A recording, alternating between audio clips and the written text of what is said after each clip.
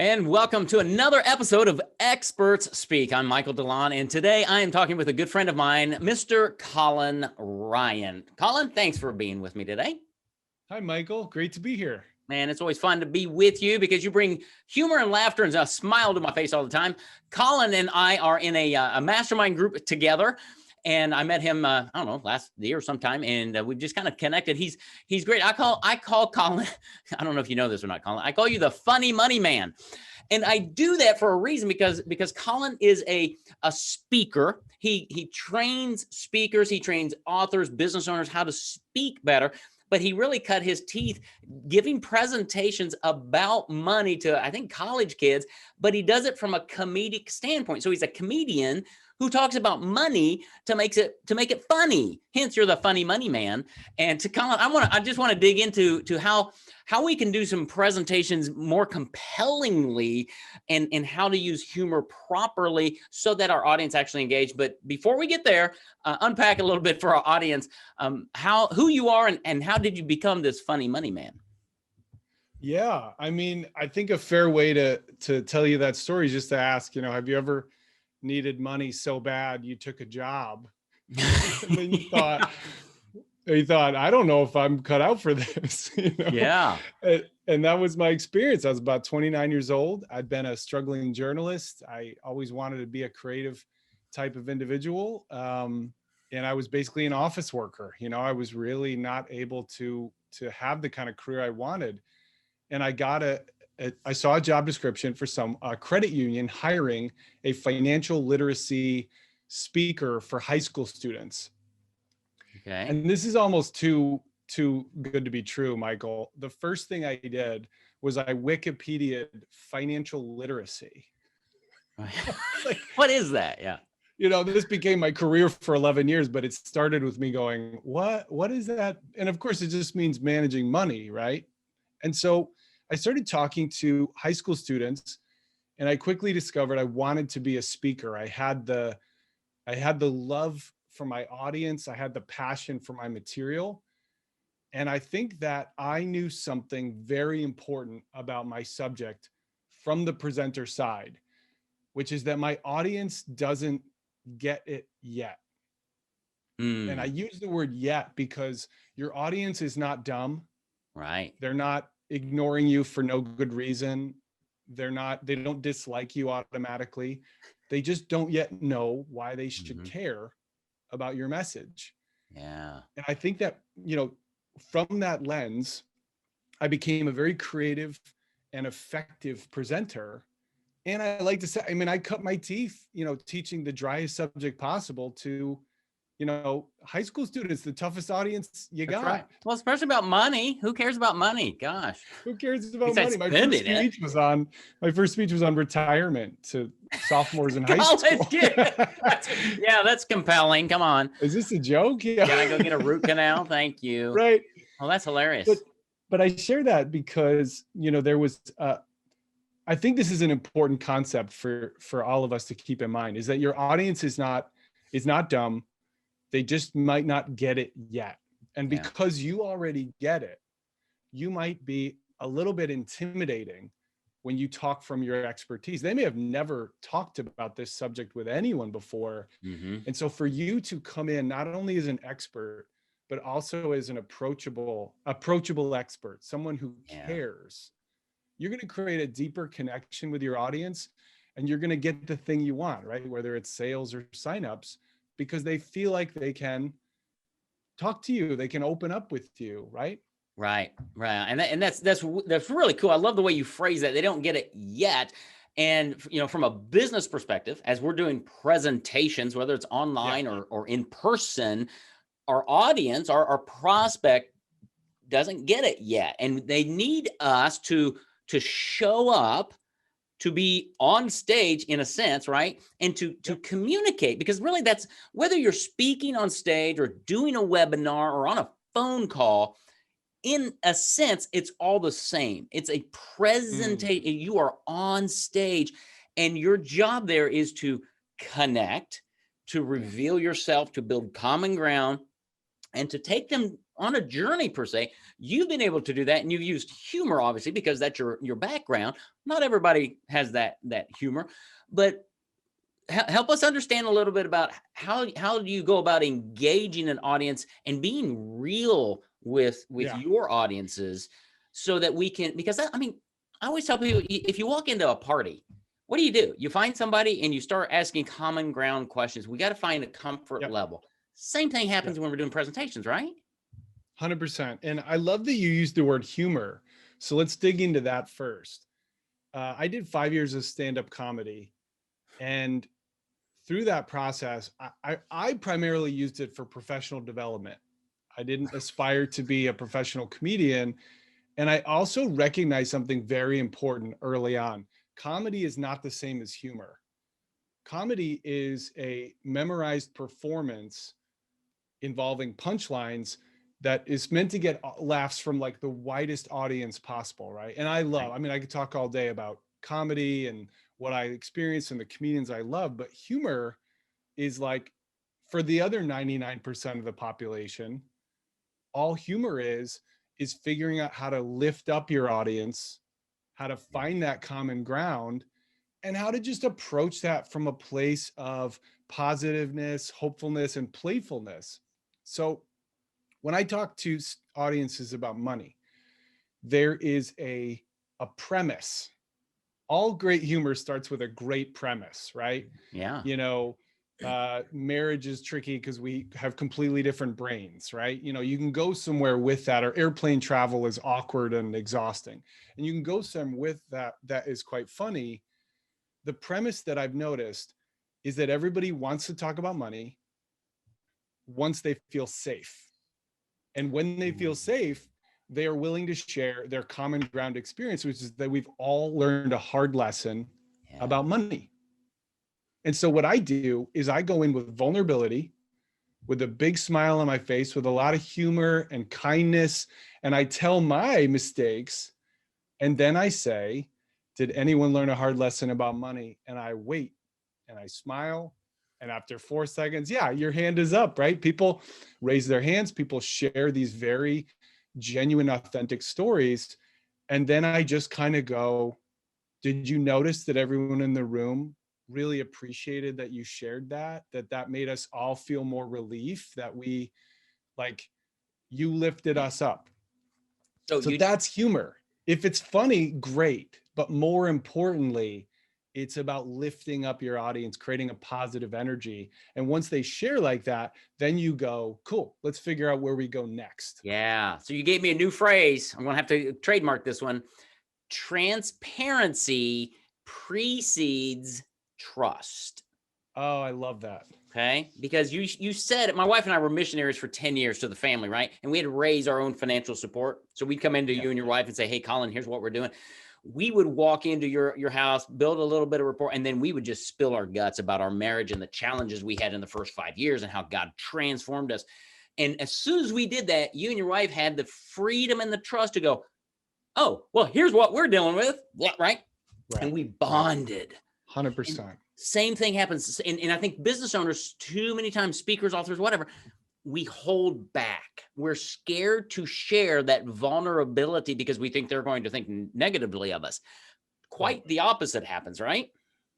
Right. Let me give you a question. And I love that phrase, by the way. Like, what a brain you have. You created that. That's fantastic. Transparency precedes trust. Let me share a question for your audience to think about. Have you ever, tell us how you learned something about your subject the hard way? Or here's the second question. Tell us about the first moment where you realized you care about your subject or your service, right? The thing that you want to get out there. Because what you do in that moment is you avoid being preachy. Yeah. Because you show you as a real, you become the before in your client's journey, from before to after, right? From pain to success. You tell them you're before. And what that does, and I always like to say, tell us the story of what happened, and then tell us the lesson you learned that secretly you want us to learn. Mm-hmm. Because by doing it that way, you're not preaching at me. You're not lecturing me. You're showing up transparently, and I trust you. And now I can share my story. And so you're hitting all around it, but I want to make sure my audience hears this story. Yeah. Story. Oh yeah. You keep saying Oh yeah. story. Story's so compelling, and it allows you to teach without teaching. Right. Right. It's a story that I can connect with, relate to, and remember. Yeah, you got it. I have a process, a sequence that I teach people. I call it the strategic story sequence. And it's a simple 4-part formula that allows you to hit all of those good points that you just mentioned in a minute, right? So, we write it together and then we rehearse it so that you can deliver it in the right voice and the right energy for whatever room or whatever listener you're talking to. And I think that is the goal, is like when people say, what do you do? Or, what's your, what can you do for me? You just sort of, you're not sure where to start the story. You're not sure where you want to go. And I think with this process, your listener knows immediately, I know why you're telling me this story. I know you have a point, right? And I know that the point is going to make my life better. Yeah, no, it's great because I'm a big storyteller. My kids, we raised them through speech and debate. I love speaking and all of that. And I'll have people when I'm doing a presentation or whatever, somebody will ask me to say, well, how'd you get started doing this? Creating books and things. I'm like, well, Colin, it all started when I was in prison. And buddy, I've got you now. Oh yeah. And then I have to say, well, now it's not a literal prison. Let me explain. And I've got you. And I can tell my story in a minute to 3 minutes. And you're fascinated. I'm like, and that is how I help you escape the prison that you're in right now to help you grow your business, right? But it's a story that I've told hundreds of times, but it's super compelling, right? I think every business owner has that. They just don't know how to craft it. And that's one thing that you're masterful at, and that you can help people with your strategic story sequence. Wow, that's what I love. Well, thank you so much. And you are clearly that's the goal, is you design the story and then you tell it until it is like part of the fabric of who you are, right? And it feels genuine every time you share it with a new audience. And that's really what we want to do. And the most common challenge that people face, that people come to me with, or that we struggle with, is just we've devoted our energy and our time and our passion to our expertise. We've been taught, know as much as you can, deliver as much value as you can. And the problem is the amount of time that we have spent learning, let's call them soft skills, people skills, right? I guess some people say street smarts. Like the amount of time you spend in that process is much less. Yes. And so I like to say that, an approachable expert is where book smarts meets people smarts. It's not just what I say to you, it's how I say it. Yes. And so that has become, without my knowing it, the pattern I've repeated 100,000 times over my 11-year career as a speaker, a storyteller, an author, and a coach, is just to say, okay, here's the idea I want to get across. What do I want them to do as a result of this? How did I learn this for myself? And how can I hook them immediately so that they listen to the story? Dude, this is gold. I hope people are taking notes. All right, so here's the deal. You just pounded it, Colin. Big bomb. Too many times business owners, if they're talking to a prospect, they're doing a webinar, whatever, they lean too far on the hard side, right? And if you're a financial advisor, right? Because I work with a lot of financial advisors, you're talking about annuities and life insurance and things, blah, blah, blah, blah, blah. You're sounding like Charlie Brown's teacher. Nobody cares yet, right? But when you get them with a story and you get them leaning into you, you can tell about how the reason I believe that you have to have guaranteed income for life is because of what happened to my grandma. Okay. When my grandpa died, she ended up with not enough money and she ended up being the Walmart greeter, or my parents had to come to the table and sacrifice for her. And I vowed then to never let that happen to anybody else. That's a story that resonates. Now I want to help you put yourself in that position so your family is protected, right? Oh, tell me about, now you've drawn me in. Now you can tell me all about the products and the, who cares? I want the story, right? And when in every financial advisor, every business owner has that story, but they're not taught how to communicate it, Colin. That's what you help people do. That's why I wanted you on this podcast, is so people can say, oh, there's somebody who can help me do that. Yes. Yeah. I love that. I love that story. And you've just reminded me of maybe the most common thing that I share with people, the most helpful thing I can share. And the way you remind me of it is, as you were talking, I went, I did what I like to call the Baptist church agree, like I felt that, that. And what I like to tell people is that you must know your audience. Yeah. And there is an easy way to know your audience. It's when you present, it's to study them and to try to say things that get a nod, a smile, a laugh, and if you can, because what that shows you is that they are now engaged and connected to what you're saying. Right. And this is a lesson that I learned. I got to give credit to stand-up comedy, because stand-up comedy is sort of, I don't want to demystify it too much, but it's literally a math equation. You say a thing, and if you get a laugh, you keep saying it. Next time, next time, next time. If you say a thing and you don't get a laugh, you either work on it and try it again until you get a laugh, or you never say it again. Yeah. You string enough of those laugh things together, now you got a special. Yeah, that's right. It's not rocket science. And it's all based on this principle of, I say a thing and then I take off my ego, my goal, and I just look at you and I pay attention to see if you're with me. Right. And so that's what I would say is, know your audience is fairly generic advice, but the specific way to apply that is just to remember you are in the head nod, smile, and laugh business, and study what your audience reacts to and lean into that. Yeah. Yeah, very much so. I remember, wow.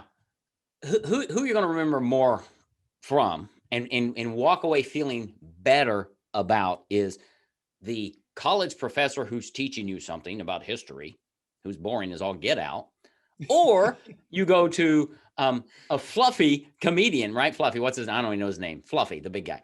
He's hilarious. I love. He's my favorite comedian. I can't think of the name. Gabriel Iglesias or something like that. Yes. He's awesome, man. He's fluffy.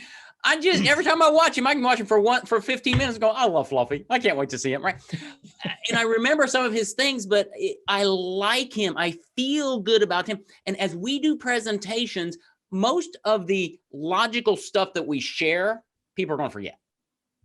But the stories and how we share that is more memorable. And the other aspect is and I talk about this with branding, is helping a client understand their unique brand and making that compelling, making that into a story of some nature so that it connects, so that you're not like every other financial advisor or every other attorney or every other realtor. No, there's something unique about you that we need to pull out.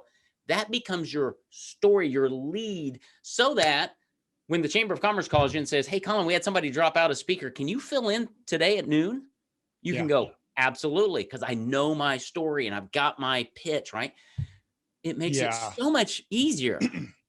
So 2 thoughts on that. Number one of the great benefits of this process is I can now create a story in 10 minutes that I can deliver in 1 to 2 minutes that achieves this goal. So this is a real benefit, is that you develop a lifelong skill that the more you do it, the more it just becomes automatic. Right. When you talk about a brand story, I recently worked with someone who is a communication, expert. And they were saying to me, this is weird. I help my clients all the time develop their brand. Why can't I do this for myself? And I said, it's right there in your sentence. Yeah. You help them. Who's helping you? That's right. And we had a laugh about it.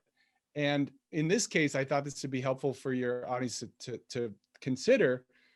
Her story is very different from her client's story because she's a communication expert. Yeah. not everybody's obsessed with communication. So her story was about a client who literally walked into her office, like furrowed brow, hunched shoulders, going, we have this idea that can change the world, and we have no idea how to build the business that will deliver it. And she tells the story of how they work together to develop the roadmap that is now, creating the type of success that they wanted. And what that does is that showcases her ability to change people's lives and businesses without actually talking that much about her. And so, this is a pick your flavor type of scenario. If you don't want to tell your own story, you don't have to, because people will learn about you by telling the story of someone who has the kind of success that they want. Right. Yeah. Right. Well, and I think a lot of people need somebody like you to guide them down the pathway to tell the story, because what I have found for many of our clients is they have a compelling story inside of them that many times, Colin, I'm the first person they've ever shared it with, because I asked the question, and they don't think it's compelling. They don't think it's cool. And I'm like, whoa, time out. That is the separator. That's you. And they're like, really? Yes. Here's how we're going to use that. And they go, oh, well, I've never thought about that before. And the light bulb starts coming on and everything changes. Well, if I may pay you a compliment, Michael, that is remarkably empowering that you are doing that for people. And frankly, it says a lot about you that people feel like they can open up. And, I have a pretty good idea. It has to do with transparency precedes trust, right? You're a very real person. And so you do feel that approachability from you, which is a way to get to your expertise. Yeah. And I just think that, and this is again, one of the more common myths that people struggle with is, I didn't survive some incredible thing or climb Mount Everest or invent a new, world-changing tool. So I don't have a story. And I think that what I would invite people to consider is that if you have overcome something in your life, if you have passion in your life, if you have people who love you in your life, you have a story, because the basic framework of any story is character meets conflict. Character overcomes conflict and becomes a changed person. Yeah. And I think that let's not overcomplicate the incredible power of just showing up authentically, telling your story, because in that way, and the research is fascinating. Our brains synchronize when we're listening to someone's story. It's called neural coupling. It allows us to learn on a deeper level. It allows us to see ourselves in the speaker and in the type of clients they work with. It uplifts us. It leaves us walking out of the room with a sense of hope. And I think, most important thing for the type of client you mentioned who's sharing maybe too much expertise is stories kind of by their nature force you to get clear on what's the one message I want to communicate. Totally. All right. So let's pause there. I was talking to a client yesterday. They do a radio program every week, right? And they do different 8-minute segments. And I said, great. Here's what we're going to do. Every 8-minute segment has one point, one message, because what they're doing now, they're weaving, 6 things into it. And it's like, I don't have a clue what you even said or why I need you. So we're going to, now you're doing that on radio. What if you did that on your podcast? Every episode, Colin, one big point, one takeaway, one call to action. Great. Clarity, right? My 3 words that I live by: clarify, simplify, multiply. You got to clarify what you're communicating. People are confused. You do that one thing, and then the next episode, you can talk about something else. One thing. I think that's brilliant. In your emails that you write, in your blog, in your social media, one thing, consistency, and be compelling. That's great. I'm so glad that you and I have met, Michael, because I think we have such a overlapping philosophy, a similar shared philosophy. And, I think this is very funny about being a public speaker who's made a lot of money to stand on stage and to get clapped for, is that, people are barely thinking about you. Like, they assess you visually, and then they just stop thinking about you and start thinking about how your information applies in their life. And they're going to walk away after you talk for, 45 minutes with one thing. That's right. And so this has always been my philosophy is let me try to pinpoint a few things as clear as I can, because I can never know what the one thing is that you are going to do. Right. But what I want more than anything is for you to take one action as a result of this conversation that can change your life. And, I'll share one for me. I took one action about 11 years ago. I call this my 15 feet moment. I had a fear of public speaking and I had a dream of being a professional speaker. So you can see how that would be a bit of a barrier. A little conflict there. A little conflict. And so what I did, and I can't be sure what compelled me to do this, is I went to a stand-up comedy club where I had the chance to get up on stage and try to make people laugh. And I literally felt like I was walking, well, figuratively, felt like I was walking to my death, right? Oh, I bet. And I got into that room and I sat in my chair and I had put my name on the sheet and they called my name. And my first thought was, oh, no, thank you. I've come far enough, Yeah. And obviously instead you can't say pass, right? So I got up and I walked to that stage. It was about 15 feet. And I turned around and I pretended to be a comedian.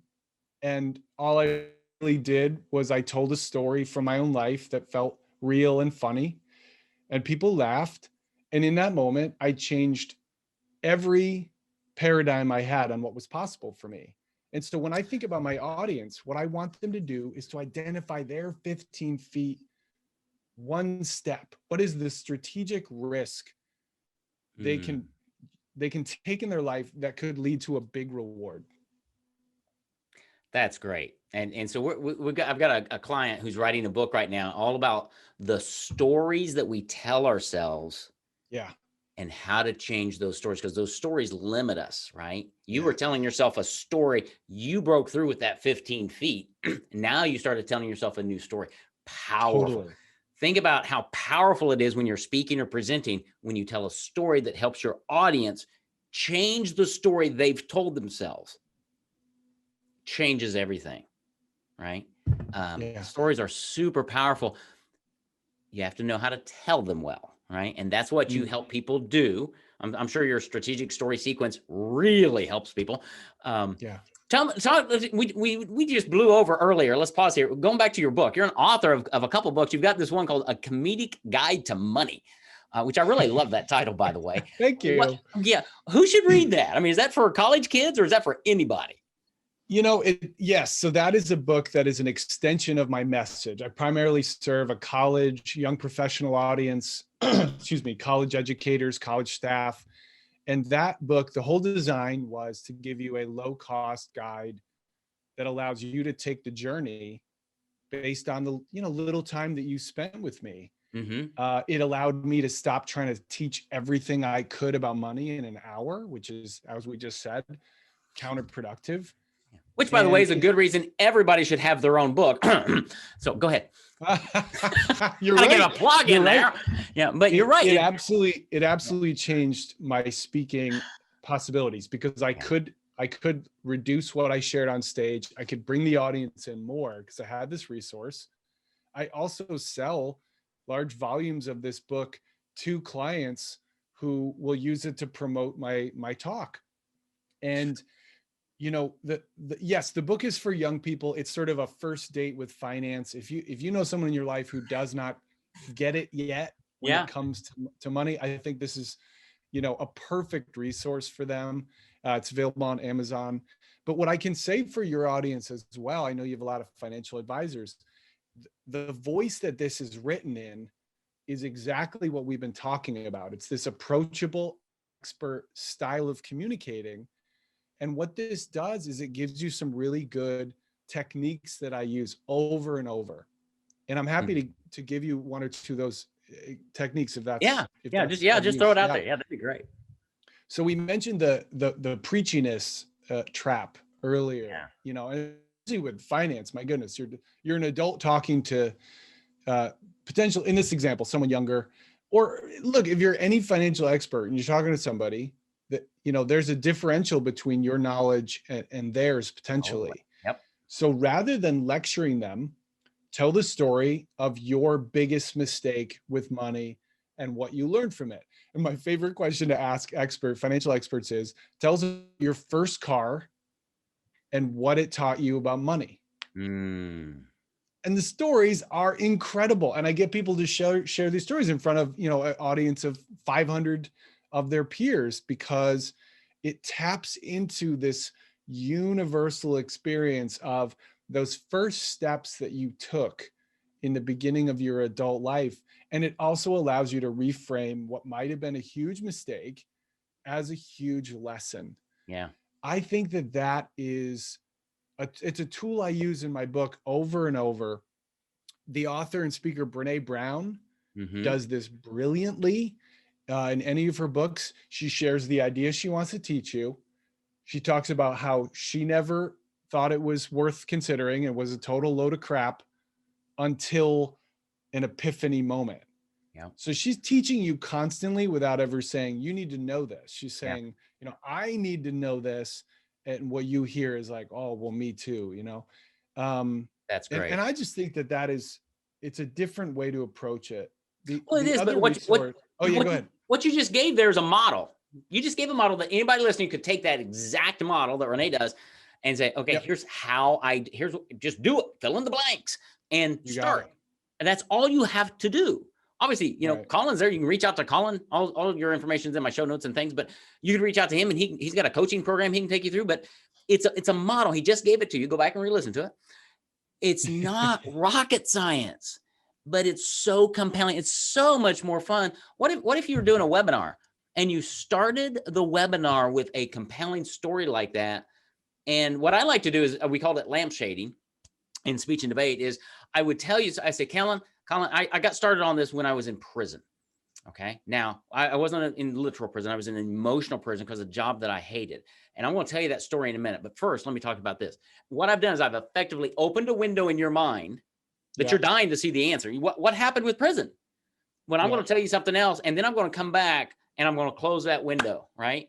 And I've got you that entire time if I do it right. And that's how you need to work 100%. With your prospects.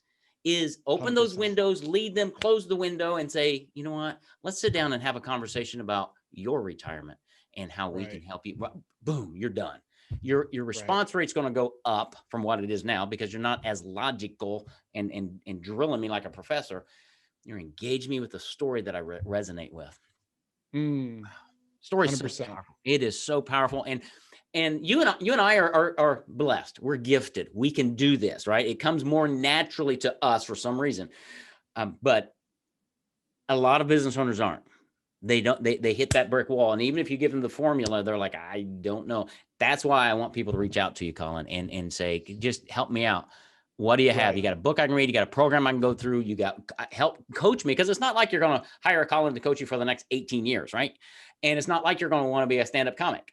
You want to gain more clients, get more referrals, and grow your revenue. Being a powerful storyteller will help you do that. And Colin can help you. Right? Yeah. I absolutely can and would love to. And what I will say is that the programs that I offer, we do it really fast. These are not big time commitments. These are not long-term coaching partnerships unless you want that. But my first goal is to very quickly have you create that story. And the reason is this. Something I saw that was missing is people would tell you in a sort of philosophy, higher level way, what you should be doing. And I thought, is there a way so that people know exactly what to say and know exactly how to say it? And what I found is that when you start with that as the goal, and we use that in tandem with who you are and what you want to put in the world, we can get there very quickly. And I think that I would have loved to have had someone like me in the beginning of my career and even the beginning of my speaking journey, because I had no idea how to get more opportunities to promote myself. Yeah. And I think that when you work with a coach who knows this landscape, your word was multiply. You're going to multiply the pace at which you get to your goal, because The other way to do it is you can take 2 to 3 years of just sort of banging your head against every wall and learning those lessons. Like you'll get there, but you know, You'll be it's a hard bruised and road. beaten. Yeah. Yeah, bruised and beaten. The other thing is, too many times when we compete out in the marketplace, we think we've got to be smarter, faster than the other guy, bigger. You don't. You tell a more compelling story and you're going to draw people towards you. Then you can build the relationship with transparency and trust. They're going to follow you. Yeah, Right? I like that. I I agree. It really is telling the story, understanding who you are, being able to communicate that, grabbing people at the beginning, and being able to tell that story, whether it's a 1-minute elevator pitch or a 90-minute speech or presentation. That story can be elaborated upon. I can talk about my story for hours because it's my story and I'm pretty compelling in it. I can also tell it in about a minute. So it depends, but that's the beauty of a story. It's your story. That's why you need to develop a story and use it to present to your audience, whether that's on stage, on Zoom, or across your desk. When your prospect's there, you're on stage and it's time to be on, right? Because they don't know what they need to know yet. A little bit different than what you said, but no, you just got another out of me. There you go. I love it. And that's what we want from our prospects and our clients. We want them going, oh yeah, and the head nod and all of that. It's presentation, whether we like it or not. Somebody told me years ago, I read that The King and I was the longest running Broadway show. And I can't think of the bald guy who played the king. He had a pretty good gig. He was king every night. But he practiced and he practiced and he practiced. But when it was showtime, he showed up and he did his thing and it was magnificent. And that's how we are as business owners. We do a lot of studying, but when that prospect shows up, it's showtime. And when you know your story well and you've practiced it and you've honed your story and your craft, I can be anywhere. I can be at a conference and somebody turn around and say, hey, Michael, I need you to talk to so-and-so. I'm on. Yeah. Because it's just natural, because it's a story. I don't have to think, what do I do? Right. Hey, Colin, what's going on? How can I help you? Oh, yeah. Well, let me tell you about when I was in prison. And I mean, it's just that fast. And there's just, I'm not selling anything. It's a completely different philosophy and answer than they're going to get from so many people. Yeah. And they're expecting a sales pitch. Yeah. People have used this story on, for example, a panel appearance. And it's something I noticed about panels is that, the first question is always, okay, let's all go down and introduce ourselves and say what we do. And you get a variety of really unscripted and at times uninteresting answers because people are a little caught off guard. They want to talk about their expertise. They're not rehearsed in how to talk about their journey and why the audience should care. So I worked with someone recently who crafted this story.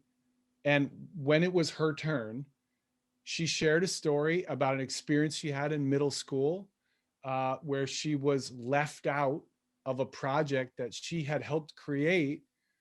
And standing on that playground, she learned that leadership, she's now a fantastic leader in her career. Leadership is about surrounding yourself with the people who all have that common vision and lift each other up. And she told that story and you could feel the room lean in. And then she said, and I'm telling you that story because I see nothing but leaders and future leaders here. Wow. And I want to be the most valuable asset I can to you. And you can imagine how different the response was from people who just kind of answered in a good-natured but unplanned way. And so I always think that you can do this quickly, you can do this in a genuine way. And what you will know right away is if you are being effective. Not everyone's going to buy what you do, and that's not your job. But your job, I believe as a salesperson, is to persuade them of one idea. Yep. And the idea is that what I am offering is what you need. Yep. And if they don't buy, they don't buy. But I believe that if you communicated it the best way you could, you're just going to go, no worries, on to the next person. I got a story I got to tell. That's right. Yeah. And everybody has a story that they need to tell. And Colin, Ryan, you're a master at helping people do that. You help coaches, you help authors, you help business owners tell their story in a compelling way so they can engage their audience and cause them to remember. And I want people to reach out to you, brother. It's ColinRyanSpeaks.com. All this is in the show notes as well. He can help you. He's got his book, which is a comedic guide to money. You can get it at Amazon. I've got a link in the show notes as well, where he kind of explains it. And just reach out to him. I know, Colin's humorous. He's fun. He's a great guy. He's authentic, and he will help you with his strategic story sequence. I love that. I have one more. I have a site where your audience can get some free resources, and I'm actually so glad that you pulled the 15 feet story out of me, because I have a website. It's 15feet.com, 15feet.com. Okay. And if you go there, I have a couple of free resources. Okay. If you are an aspiring or established speaker and you want to, take your keynote to the next level, raise your income and impact, I have a free speaker's assessment about how to become more profitable and influential. And if you are a business owner, a professional, a leader, I have a free training there that I actually take a business owner through the strategic story sequence live and build a new story. And so you get to see exactly what I do from the perspective of someone like you, instead of me telling you that it's helpful. And also at that link, I also have a podcast. So I have a lot of ways that you can, just kind of learn more about what I do and really see how to apply it to your own business. And I just want to share, it's all at 15feet.com. I love it. I'll make sure that's in the show notes. I've got your podcast in the show notes too, which is really cool. But 15 feet, 15feet.com is where you should go to start finding out more about Colin, but learning how you can tell your story in a more exactly. It's way. For you, not for me. Yeah, that's right. I appreciate that, Colin. Thank you, man. Thanks so much for being here. It's been fun. I've learned a ton, and you gave me a new phrase: transparency precedes trust. That's great. That's great. Use that everywhere, Michael. That's fantastic. That's right. One more time. Yeah, I love it, brother. Thank you so much for being here. We'll talk soon. All right. Thank you, Michael.